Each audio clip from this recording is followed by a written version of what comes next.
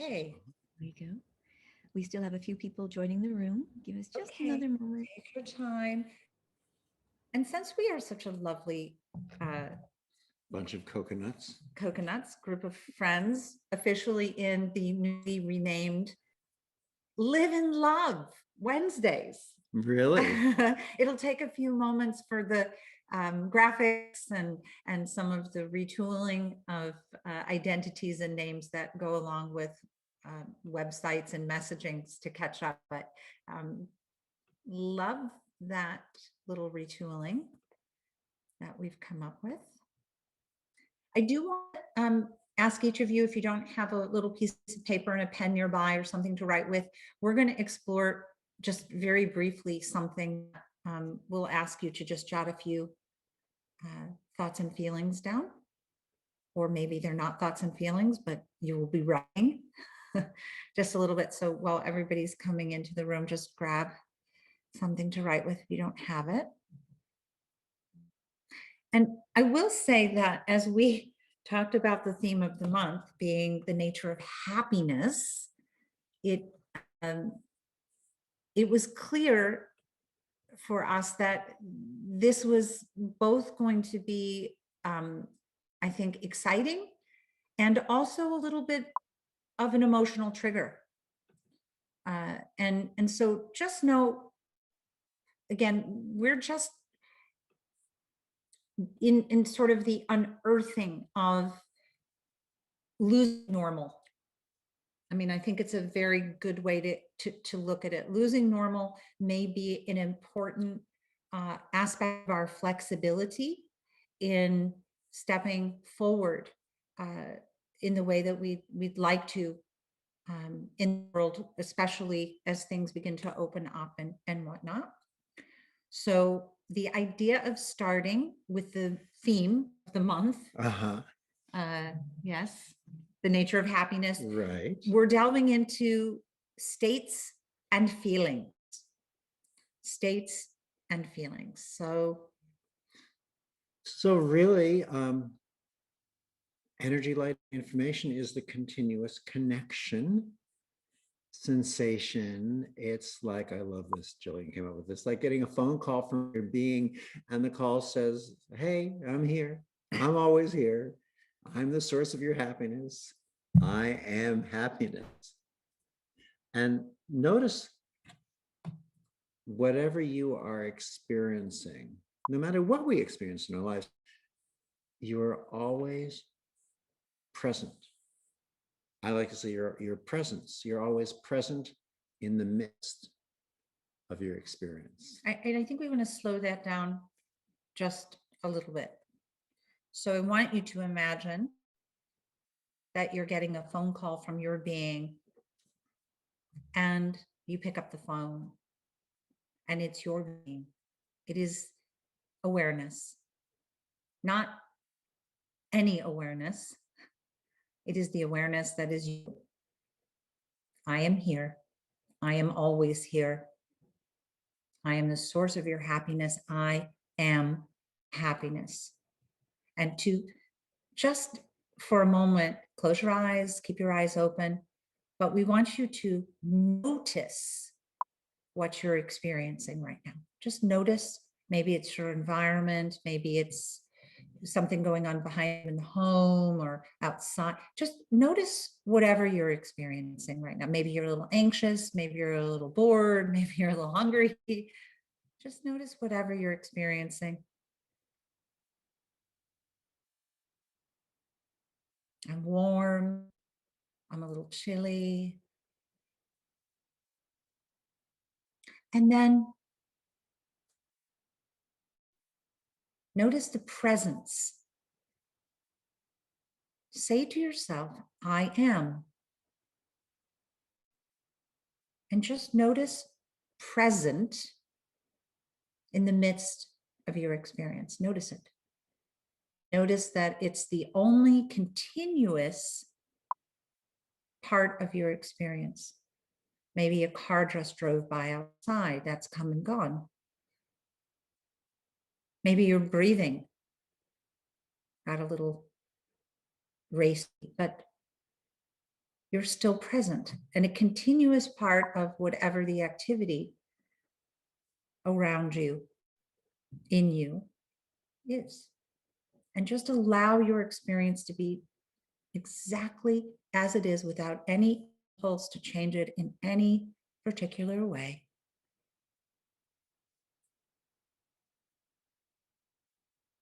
And again, allow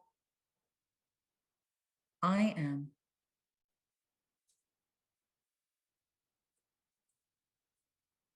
to be present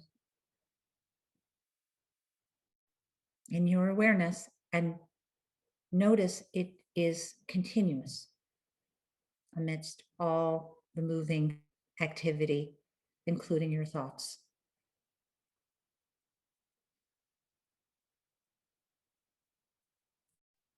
So there you are. So your pen and paper or iPhone or whatever, we want you to just take 30 seconds and we want you to write down everything that makes you happy. Just write down everything that makes you happy. 30 seconds.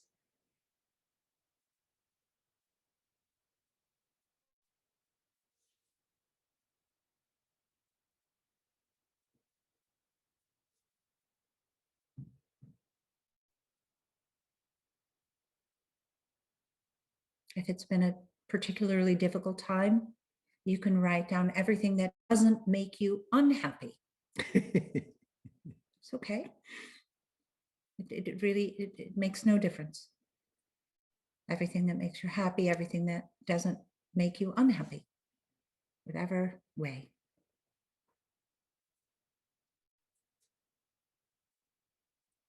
Okay. And when you're ready, choose maybe 3 of them from your list. Just write on a separate column, 3, or circle them, whatever's easiest for you. Just pick 3 from your list. If you have 3, maybe there's less than that, then pick 2. If there's only 1, well, that will be the only one. But just circle or check 3 from your list and put them in the order of what makes you most happy or least unhappy at the top, to what is less than most happy and less than happy. So you put them most happy at the top. Just number them 1, 2, and 3. Now, we notice, Louise, that your hand is raised. Is this something that's important for us as we continue into this? If it is, please unmute yourself and ask.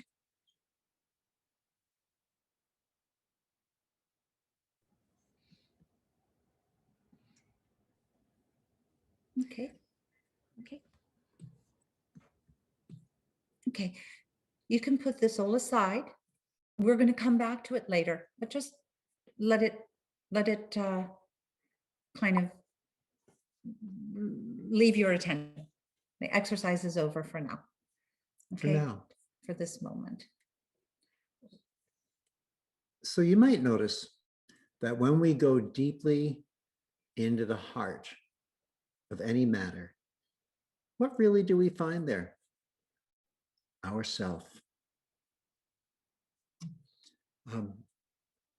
The fact of being aware isn't something that we become as a result of our investigation.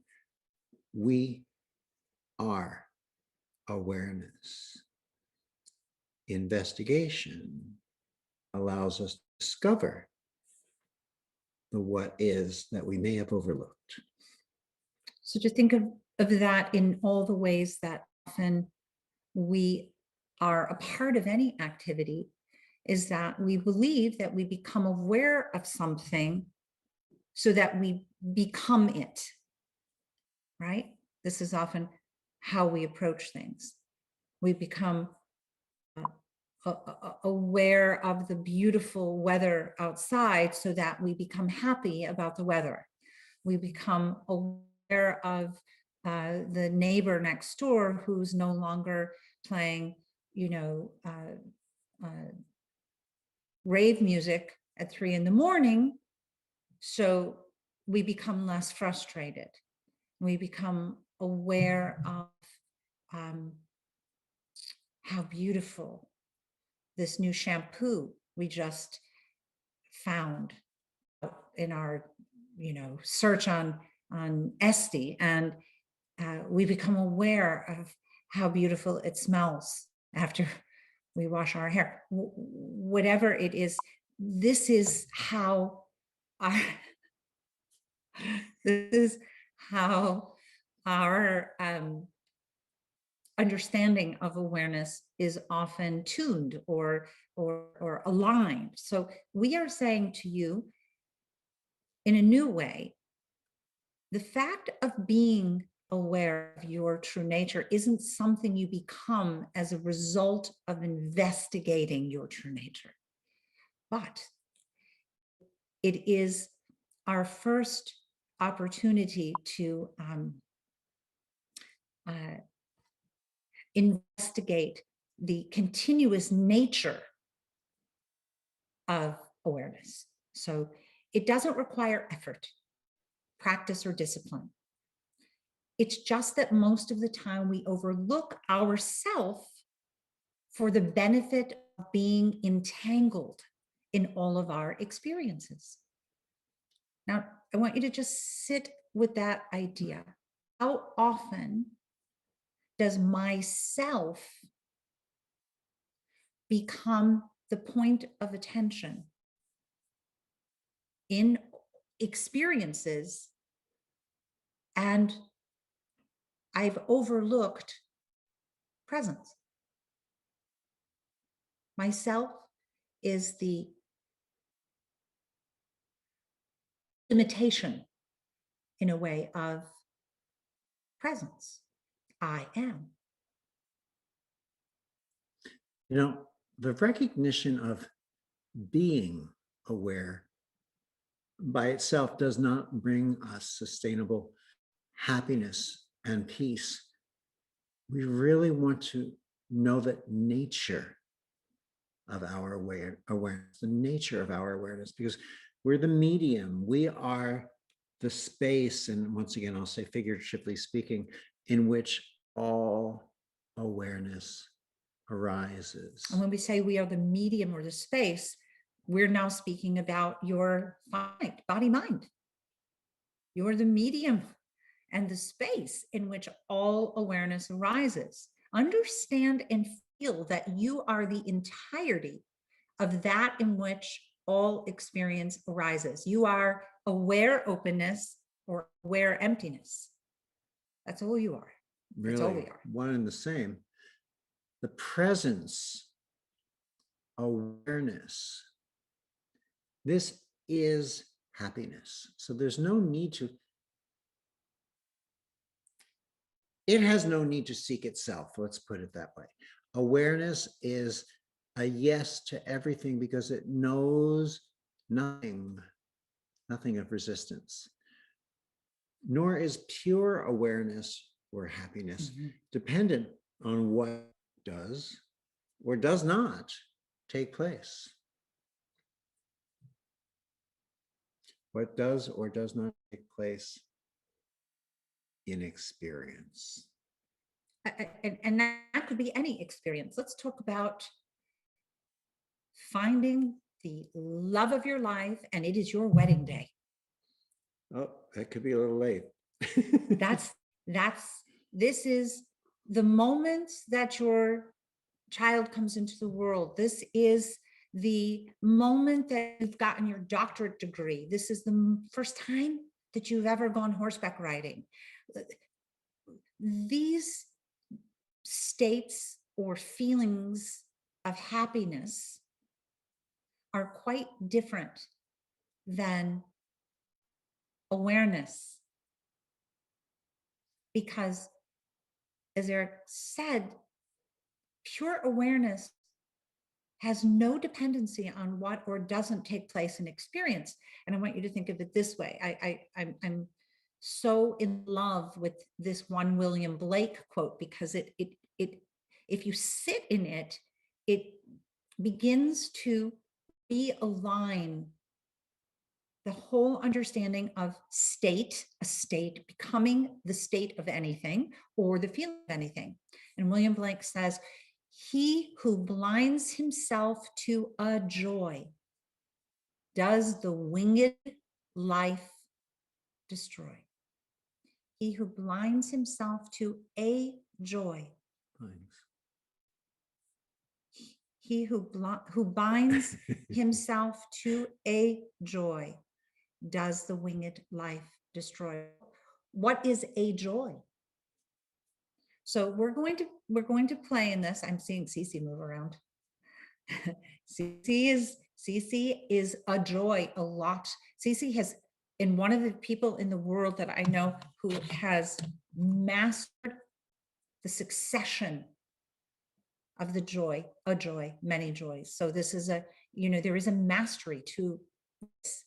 And we're going to talk about this first from the most popular state that seems to be out there in today's culture, which and is, no, it is not Louisiana. it is gratitude. Gratitude. So gratitude is a state. And the formulas that you explore in many areas of self-improvement, science, psychology, neuroscience, neuroplasticity, the exercises are often to bring the brain into the recognition that the feeling of gratitude can be tricked into the recognition of, or the state of gratitude or feeling love. And the feeling of gratitude will live in myself. It will, and there's tremendous science.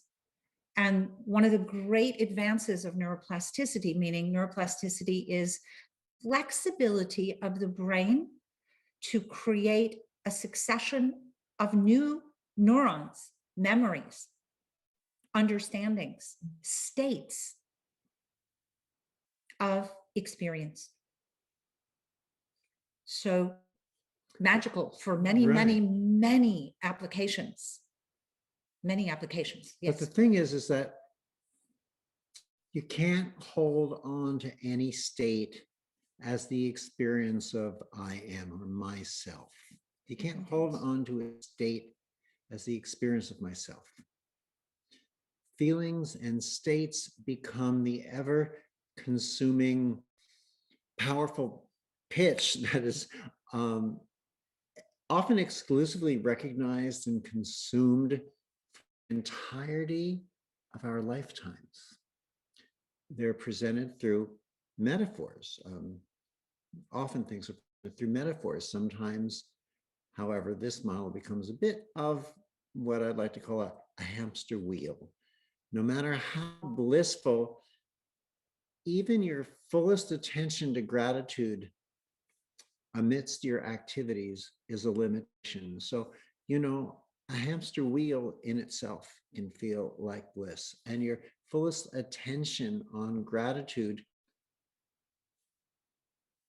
although it may be blissful, it is still, if you allow yourself to see this, a limitation. All states are limited by the finite activity, both that they rise as and collapse into. This is really a formula for misery. That's a trigger. It's a trigger. We are not suggesting that gratitude leads to misery. No, No. we're not. And your brain is going to be certain to remind you that the state of gratitude, as it is portrayed, is leading you out of misery, away from misery, into gratitude, and all of the chemistry and shared love that comes with it. And this is so. in a way. In a way. It's so in a way. But it comes with a complexity. And I'm going to use the word here, a risk. A risk that in my being gives me a little pause moment to say, what is it I am committing to if this is the pathway that I am initiating around all experience? What is this pathway? And so we would like to share with you a little bit of the history of how metaphors to create states and feelings have served. They've served the evolution of I want to say humankind, people kind. In some ways, they've served really the unfolding of what we'll call, I don't want to say the universe, but I'm going to say planet Earth, if there is such a place. But in our experience, there is such a place. So we're going to look at that. So what's a metaphor, really? go ahead. What's a metaphor, really? Sorry, you have to hear it with the inflection. Creating states and feelings with the use of language, metaphors, reduces us to, what do we say, achievement-driven entities, as if our highest purpose is to be effective instruments. And we've used it. So we looked at the arena of technology because it's such an important one right now.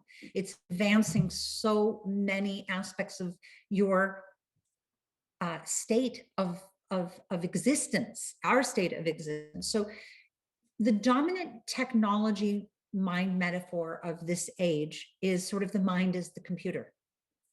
And we're warned in this wonderful way of cognitive overload and advised in lots of languagings to switch off more often, to recharge your batteries, okay, to recharge and switch off.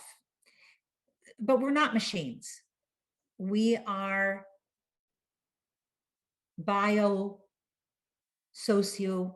social organisms at best, and we are embedded and embodied and encultured in developing a constant feedback with our surroundings. That's part of the nature of what we'll call the mind body and the chemistry and the biology.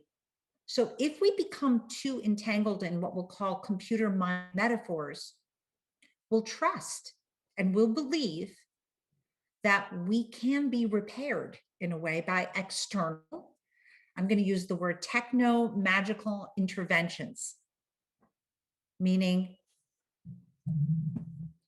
we will come into a belief that rather than accepting that all our inner work takes investigation, inquiry, releasing of resistance, we'll believe that another contraption, and in many ways we know, we've seen all the masks that you can put down that balance the heart coherence so that you will be in a state of optimal love. And it isn't that this isn't really useful and relevant. We know that heart coherence is exceedingly scientifically it's validated. Yes. It's shown. Listen, it's been shown from the even in the still in the 1900s when we were doing some of the research at the University of Arizona. 1900s. 1900s. 1900. Yes, we're in the 1900s. Yeah. Okay. the 1900s. But we were doing some of even the earliest research at the University of Arizona. It showed in the Reconnective Healing Experience, the coherence frequencies where heart waves were showing up in brain readouts at the time. There's a lot of coherence that is there, but do we want to get lost or stuck or stopped in a certain place? It becomes about states. We're going to buzz through Right. this a little bit more quickly.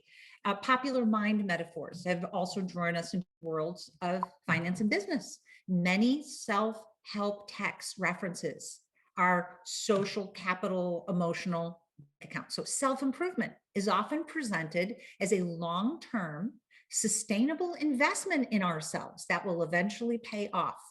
Now, how often have you heard this? Yielding higher profits. Right. So you're infused with the state that your self-improvement will pay off and yield higher profits. And it does for a lot of people who write books on this. Yes, Steve Covey's Right. 7 Habits of Highly Effective People, an American businessman. And listen, this motivational speaker, Stephen, encourages us to optimize our intra and intrapersonal effectiveness by using better self-management technologies. And this is true. He sees the self as, let's say, our greatest asset, and self-care as the single most powerful investment we can ever make in life. And again, with metaphors, perspective is important. Time in which you read it is important. Where you were at backgrounds are important. And even today, when we look at books by Dr. Seuss and others, they were written and they were perfectly appropriate. Many of us grew up with them at times. But in looking at them from today's perspectives, we see things that may be off or inappropriate in a number of ways. And things are being switched around, maybe for the better sometimes, and maybe not for sometimes. So these metaphors come from certain times, and they appeal to people. Hey there, family. Dr. Eric and Jillian here. Welcome, everyone. And we're very excited about Reconnective Life, our first online global community. This is the most exciting way we've been able to get together since I founded the Reconnection. Is to be a place where we can do things together. We'll move into breakout rooms at times when that's appropriate. We'll have energy interactions and meditations and exercises. In other words, expect things you haven't seen before. You are so charged. Things He is so lit about every new way we get to be together every day. Just be together. Let us just speak a little bit about what is going to be the shape of this community. In this community, we can share and discover more. Here we can talk to each other, we can chat, we can learn from and about one another. Jillian, me, our life leaders, and you will be in daily conversation with you. Weekly, we will have Facebook Lives. We will be with you every Wednesday. Sometimes it'll be just Eric. On occasion, it might just be me. Sometimes it'll be the two of us. It's all about giving you a way to look at the week living in the frequencies. And in every 4th week, we will include a live Q&A, so we can talk about things that have been coming up for us, discuss back and forth, share, grow, expand together. And the ever-growing library of content that has been created over 20 years that will be on demand for you. It will be on-demand content for you to view, enjoy, share again with your inner circle. And monthly, we are going to have live Zoom retreats. We're going to bring in some exercises and experiences and things that previously we've reserved for our physical retreats, when we were in the different location resorts and things. And we're modifying them so that we can work with these with you in your home, in your living room, in your den. Put into the chat line, what is facility? We're having these weekly Zoom in-depth Q&As. Finally, we have a place and space to just define what does that really mean living in the frequencies. This is something that is in all of us. Everyone can do this. It doesn't matter how many levels you've gone through or how well you know the programs. It's a community that allows us to recognize how interrelated we all are as receivers of energy, light, and information. See you there. Reconnective life, living in the frequencies every day.